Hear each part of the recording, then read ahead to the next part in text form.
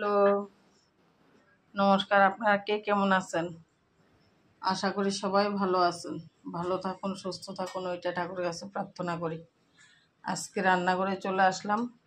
আজকে ছোটো কাসকি মাছ বলে থাকে এগুলোকে। কাসকি মাছ দিয়ে ছোট ছোট করে চিকন চিকন করে বেগুন কেটে নিয়েছি। বেগুন দিয়ে একটা, টমেটো দিয়ে একটা পাতুরি করব। আপনারা পাশে থাকবেন, দেখতে থাকবেন। পাতুরি করার জন্য আমি মাছগুলো ঢেলে নিয়ে এসেছি। এখন বেগুনগুলো এর সাথে দিয়ে দেব, টমেটো একসঙ্গে দিয়ে দেব, সঙ্গে দেবো পেঁয়াজ কুচি,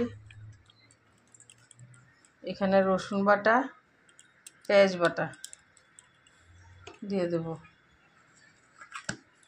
লঙ্কা বাটা, জিরা ধনিয়া বাটা। এখন সরষা তেল দিয়ে দেব মাখার মধ্যে।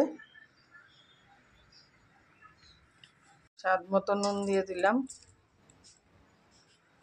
হলুদ দিলাম।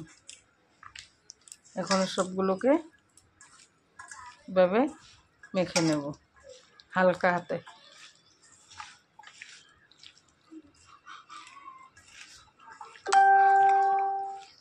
সবগুলোকে এভাবে মেখে নিয়েছি।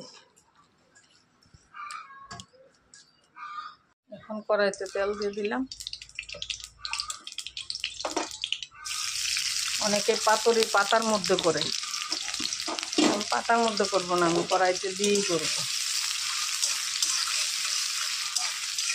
পেঁয়াজটা লাল হয়ে গেছে।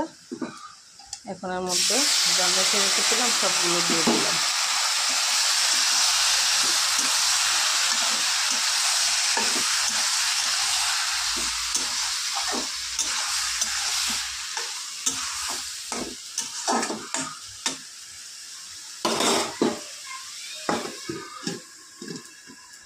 ধনিয়া পাতা কুচিগুলো দিয়ে দিলাম।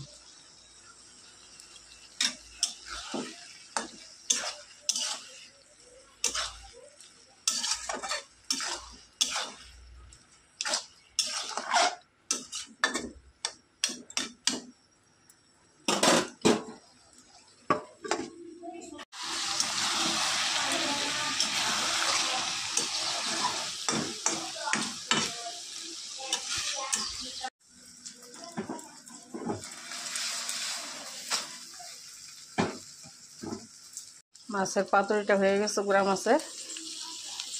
দেখুন কত সুন্দর হয়েছে। আপনি এভাবে বানাবেন, খাবেন, কমেন্ট করে জানাবেন কেমন হয়েছে। পাতুরিটা হয়ে গেছে।